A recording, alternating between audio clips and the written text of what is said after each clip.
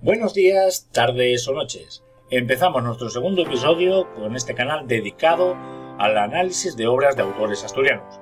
Y como no podía ser de otra forma, tiramos por un clásico. Isaac del Rivero, Juan José Plans y sus jovellanos. Comenzamos Cómic Asturias.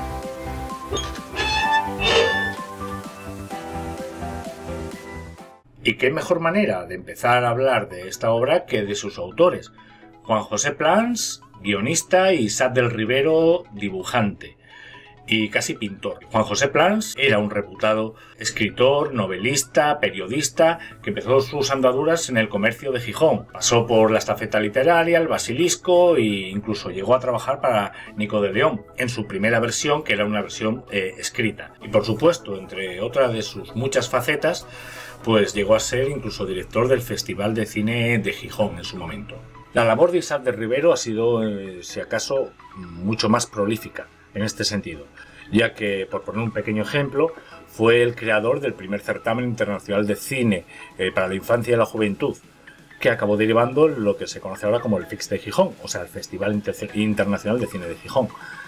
Asimismo, fue promotor de las primeras jornadas del cómic en Asturias, las primeras que acabaron derivando en el Salón Internacional del Cómic de Gijón, desaparecido hace poco tiempo y retomado de otra forma por las jornadas del cómic Villa de Avilés, que se han convertido internacionalmente famosas. De Isaac se puede contar 20.000 cosas, porque ha sido ilustrador, editor, dibujante, ha tenido su propia empresa de diseño gráfico y, por supuesto, guionista. Del Rivero, como editor, es el promotor directo de la revista El Gomeru, que ha sido punto de referencia a través de diversas publicaciones periodísticas, ya que se editaba normalmente de una forma unitaria a través de revistas o publicaciones a pie de calle o a través de periódicos. Y por otra parte se puede hablar también de la revista Tapón, de la que también fue artífice. Con lo cual este hombre ha pegado todos los palos. Y es una persona muy consecuente y siempre ha estado muy al pie del cañón en lo que es referente a lo que es sobre todo la promoción del cómic asturiano. Es uno de sus grandes intereses y sobre todo el aprendizaje y la enseñanza y el que le llega al público pues lo que se estaba haciendo en su tierra y qué autores. Vamos, como lo que queremos hacer aquí, pero de otra forma. Y de sus trabajos como autor podemos hablar sobre todo, yo diría, dos partes muy diferenciadas. Una es la parte que pre-regenta y luego la parte post-regenta, donde ya vino el reconocimiento público y de su larga trayectoria en cuanto a su trabajo. Ha publicado desde Jun el Solitario para Nueva España, pasó por el Jovellanos, Cuentos de Aldea y luego ya se metió en lo que es esta biografía que estamos comentando, que se publicó en el año 1995, primero en El Comercio y luego en El Comercio como periódico y luego posteriormente en una edición que es la que tenemos aquí presente, recopilada por la editorial Esmera, su magna obra, o la más conocida, que es obviamente La Regenta. Según así, la publicó 3 años después del Jovellanos, o sea, en 1998. Hay una parte muy importante donde ya vino un reconocimiento a través de Ediciones Trave, que también sacó algo relacionado con Jovellanos, y su reconocimiento en base a premios, como fue con Doña Berta, en la que también hacía tanto de autor completo, tanto como guionista como de dibujante. Y aquí me gustaría meter una pequeña puntilla, porque verdaderamente siempre se ha hablado de que el cómic es una mezcla entre imagen y palabras escritas. Y en este punto yo creo que hay una pequeña divergencia, una pequeña distorsión que no parece que se complemente. Hay muchos defensores de que bueno, se puede narrar independientemente de la imagen y tal, pero a mí verdaderamente no me llega. El subjetivismo al que a lo mejor requería un tipo de obra de este carácter, un poco más intimista, un poquito más desarrollado, no se llega a producir por el simple hecho de que parece que los dibujos van por una parte, la palabra escrita por otra. Es decir, es como una especie de novela ilustrada. También desde otro punto de vista es una apuesta arriesgada, porque estás jugando con elementos narrativos que hacía verdaderamente mucho tiempo que no se utilizaban. A mí me viene ahora mismo a la cabeza el Conan de Roy Thomas, donde a veces, en muchas ocasiones, lo que se ponía en el texto no tenía que ver con la imagen, o incluso El Príncipe Valiente, ejemplos similares. Pero aquí me queda ese desazón de saber de que gráficamente se ha desarrollado un trabajo concienzudo, que ha llevado horas, por no decir meses o por no decir años, muy trabajado, y a la vez me parece que se ha quedado un poquito corto en la fusión de lo que tenía que ser la palabra y la imagen. Con lo cual, yo verdaderamente me encantan este tipo de obras en general, porque me encanta saber, pero me encanta saber de la vida de no sé qué, no sé cuánto, pero me apetece disfrutar también del dibujo, me apetece disfrutar de la narrativa, pero cuando más disfruto todavía es cuando ambas cosas se fusionan en un matrimonio perfecto.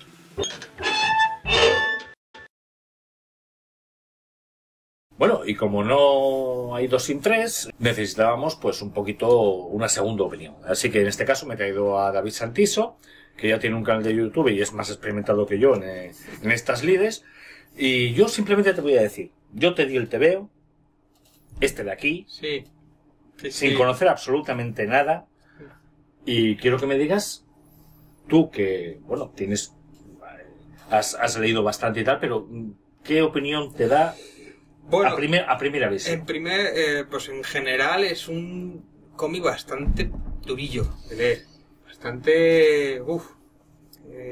es una enciclopedia con imágenes, básicamente. Es datos y datos, concatenación de imágenes, no hay casi narrativa, pero bueno, es durillo de leer, ¿eh? La verdad es que no es de fácil digestión, como quien dice.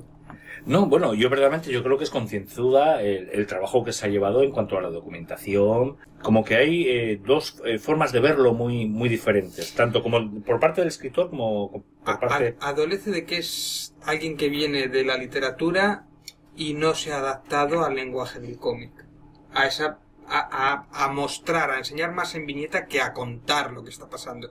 Y lo que hace es eso, cuenta más que muestra. Sin embargo, gráficamente a mí me ha llamado mucho la atención. O sea, yo creo son cuadros de la época prácticamente, y por parte de Isaac, vamos, un 10. O sea, que decir, me interesa, esa es la parte que más me interesa, aparte de algunos datos así salteados, algunas curiosidades, es la parte que más me interesa de la obra, ¿no? El reflejo de ese liberalismo que intenta mostrar de Jovellanos, ¿no? Y es curioso, ¿no? Ver. A mí me ha gustado eso, ¿no? Son 100 hojas, prácticamente. Que son 100 hojas de dibujos, que eso es muy raro, no muchos cómics tienen ese volumen, ¿no? Y aún así, ¿qué te digo? Cuesta acabarlo el cómic, ¿eh? Cuesta, o sea, que te costó leerlo. Sí, no fue algo que a otras obras que coges y empiezas y te engancha, no. Hombre, a mí personalmente... y más cuando el personaje Jovellanos tiene mucho que contar, tiene mucha política y tenía mucha chicha que podía haber cogido y no acaba él de... Ahora a lo mejor también incluso estamos acostumbrados a otro tipo de narrativa, ¿no? O sea, una narrativa más rápida, una narrativa más... No, pero incluso cómics de la época, cuando tú lees los Asterix, o lees los Tintín, o lees los Blueberry, o lees, no te digo ya los cómics americanos sobre todo son más visuales, o los animes, tienen una narrativa, un ritmo, y en el cine pasa un poco igual. Tú tienes que enseñar, no tienes que contar lo que está pasando. Y es justo todo lo contrario. Cuando él te enseña y te dice... es que hubo un complot contra él, se confabularon, le tenían mucha envidia. Vale, no me lo pongas en un recuadro escrito, muéstramelo en imágenes, muéstrame quién se confabuló, cómo se la liaron, y muéstramelo a él cómo sentía. No hablo ya de los personajes que no hay, porque no hay personajes ni personalidad. Jovellanos está idealizado. Cuéntame sus defectos, en algo se equivocaría, en algo su manera... Es humano, ¿no? Todo el mundo se equivoca en algo, tal... No empatizas, no tiene personajes, es una enciclopedia, es un trozo de Wikipedia puesto con dibujos. Claro, yo creo que ahí está la gran diferencia, porque por ejemplo hay dibujos muy realistas e incluso pinturas muy realistas, o sea, hay referencias últimamente me acuerdo de Alex Ross. Alex Ross es la referencia que tú me tiene en la cabeza, me ha salido así a bote pronto. Y yo creo que bueno, dice, no, madre mía, pero todo el mundo engancha con Alex Ross, incluso la calidad del dibujo como que le da un respeto a la obra, ¿no? No necesariamente, bueno, Alex Ross es un fanático del mundo del cómic y de la narrativa, pero en este caso yo creo que incluso la gran parte de diferencia es que siempre había un narrador detrás, o sea, había alguien que unía lo que tenía que contar. No se hace llevadero. Pero el primer objetivo del cómic, yo igual que de una película, el primer objetivo es entretener. De segundo plano o de segunda debe de meterte ya lo que quiera, ¿no? Que puede ser la parte educativa, o la parte que te haga pensar, o la parte que te cuente una cierta parte de la historia, o la parte educativa. Pero eso tiene que venir de segundo plano. Este no, este es al revés. A mí lo que me hizo gracia es que, por ejemplo, estábamos hablando y estaba leyendo, y yo, según estaba leyendo, me daba cuenta de que había bocadillos que actuaban como cartelas. Las cartelas... Bocadillos o parrafadas ahí, claro, rimbombantes, además, bastantes, muchas de ellas. Y una parte de eso es que a veces incluso se comprimía, me di cuenta de que se comprimía la letra, la fuente, que estaba escrita a mano. Porque no entraba en el bocadillo. Porque no entraba en el bocadillo. Entonces, dices tú, vale, gracias. Tenemos un personaje que es un hidalgo, de familia pobre, en la corte. Pero noble. Sí, pero en la corte, no deja de ser un pobre en la corte, que encima es un listillo, y que pone a parir a todos los nobles, y lo pone a parir en libros que lo lee todo el mundo. Y entonces hay una venganza y una quina contra él, que el tío es muy válido y tal. Pues eso me vas a decir que eso no tiene chicha como para crear un personaje, una historia, un trasfondo. Joder, es que, vamos, la película está hecha. ¿Quién dice? O sea, sin embargo, no se va ello en... Solamente con una pequeña parte. A lo mejor ya tenías para hacer... Bueno, o no, incluso toda su obra al final, porque tienes ahí ahí tienes chicha para cortar. Y no, él pasa por encima, le interesa más... Pues estuvo en Mieres, estuvo en no sé qué, y ves unos dibujos, sí, muy bonitos, de un oso y tal. Oye, a lo mejor, pero política... A lo mejor es que le interesaba más la estética de la obra, o sea, la estética tanto narrativa como visual, pero de una forma superficial. No quería contar una historia verdaderamente no, es que no fuese... Claro, no. O sea, básicamente es como una narración muy ilustrada, o sea, pero... Sí, una enciclopedia ilustrada. Es que, además, sobre este personaje realmente al final te quedas, joder, es que era de una deidad, es que, no sé, es como si hablara casi de un mesías, ¿no? Bueno, visionario, que no puede ser, pero... Mete un gran desamor. Yo creo que el mejor ejemplo de lo mejor que estoy diciendo es el tema del desamor ese que tuvo con la sevillana, ¿no? Sí, como que le dejó 2 veces y él queda ahí tocado y dice, pues me voy con otra. Pero queda ahí, que decir... Joder, tuvo un hijo y que no sabe nada, legítimo o no se casó nunca, de qué palo cojea, no sé, le gustaba mucho el alcohol, sé que le gustaban las faves, pero lo dice, pero... Le gustaban las faves y la sedrina, joder, que ya estudian. Sí, las faves. Y que estaba todo el día, que se iba 2 veces al día a hacer paseos por Gijón. Por la mañana y por la tarde. Por la mañana y por la tarde, y después estaba escribiendo, que era muy trabajador, que era... Mira, es otra cosa que no refleja muy bien de un personaje jovellanos, es que el tío siempre decía la verdad por delante, y así con todo, ¿no? Él dice lo que piensa, pero acata como si fuera un gran profesional, ¿no? Cuando es censor, también, sí, censura las partes de las obras, incluso dice, bueno, incluso los corrige, les quita faltas de ortografía, y dice, esto quedaría mejor de esta manera y tal, ¿no? Como diciendo, bueno, esto era horrible lo que hacía, pero lo hacía porque era un profesional, aunque después lo criticaría, ¿no? Algo haría mal, no sé. Bueno, que después, por ejemplo, él sí era de leyes, de reformas. Él tenía una visión muy general de cómo podía funcionar todo lo que es... A ver, era un tío muy inteligente. Sí, pero tenía una visión muy moderna, era liberal absoluto. Liberal significa, no es como liberal ahora, que liberal era quitar a los ricos que tienen el dinero agarrado que no lo soltaban, o las tierras, y pues que no se moviera, que si se lo das a un pobre unas tierras las va a trabajar y si no van a estar muertas, por lo tanto la economía no se activa. No, ese tipo de liberalismo, claro, eso era peligrosísimo para la gente que era de poder. El neoliberalismo, no nos vamos a meter ahora con ese tipo de cosas, va un poco de eso, ¿no? Pero es que esa es una de las cosas por las que le dan caña. Cuando él dice la amortización eclesiástica, hostia... Bueno, yo creo que, no sé, no vino el Papa a echarle de la Iglesia de milagro, porque quiso la Inquisición estaba detrás de él también. Eso casi no se toca, por ejemplo. Se nombra muy de pasada. Yo creo que te estoy pillando lo que estás diciendo. Tú, cuando me estás diciendo la comunicación es muy importante. Y me acuerdo que pone de camino de Sevilla a Madrid. Salió el día 6 y volvió el 12. Bueno, lo estoy poniendo de ejemplo. Dice, vale, son 4 días. Si se va a Sevilla, pero no. Coño, pero en 4 días, ¿qué has hecho? O sea, a lo mejor si se va a Sevilla, ¿para qué? A lo mejor pasó la cosa más importante psicológicamente o tal, una interpretación o lo que sea, que puedas coger algo que te haga sentirte jovellanos. O sea, es decir, joder, lo entiendo. Empatizar con el personaje. Pero no hay personaje. Es que en realidad, más que el neoliberalismo, yo lo veo un revolucionario contra los conservadores más duros, estrictos, que eran capaces de matarte, ¿no? De aquella era jugarse el cuello. No ya que te echaran de la nobleza o de todos estos, el juego de los nobles o tal, que él estaba ahí metido en ese juego. Sabía jugar y perdió 2 veces, ¿no? Y le costó la cárcel. Pues ese juego, eso tiene mucha chicha. O sea, jugársela como se la jugó él, eso no se refleja en la obra. Te lo dicen, te lo intuye y tal. Bueno. Pero hubieras puesto más énfasis. Hostia, es que yo eso lo veo y ya solo esos temas me dan para mucho. Me da mucha más interacción. Yo quiero ver a la reina, yo quiero ver su relación con la reina que la odiaba. Hombre. Tía, eso le costó mogollón volver a entrar allí donde los nobles, en la corte, ¿no? Y después cuando ya incluso, siendo él, como le llamaban, afrancesado, que venía de toda la parte de los ilustrados, que él quería el progreso, quería la educación, él era un devorador de libros, como quien dice, incluso aprendía idiomas para leer las obras en su idioma original y no perderse nada en la traducción. O sea, fíjate, incluso creo que tradujo algunos libros de otros idiomas. Él venía de esa corriente de los ilustrados, ¿no? Él quería, era una completa revolución, que veníamos de una edad media baja prácticamente, o sea, que decir, era algo muy estático. Cuando viene una parte aquí que entra en Francia, que es en la última parte de su vida, le ofrecen el ministerio de aquí, el ministerio de uno de los ministerios, le dan un poder con tal de que apoye a los franceses. Le dice que nanay, y se tiene que pirar. Y a poco ya muere el pobre. Pero él estaba en contra de esa invasión, o sea que, bueno, es un personaje que tenía las cosas muy claras y sí, era un revolucionario. Pero bueno, no sé. No, y que siempre luchó por lo que... Estar en un mundo medieval prácticamente, y rodeado de gente que no era analfabeta, y él era un ilustrado, pues eso es una mina de oro que explotar de cara a un guión de película, a un libro, a un cómic, vamos. O sea... Pues ahora vamos a hablar de esa parte.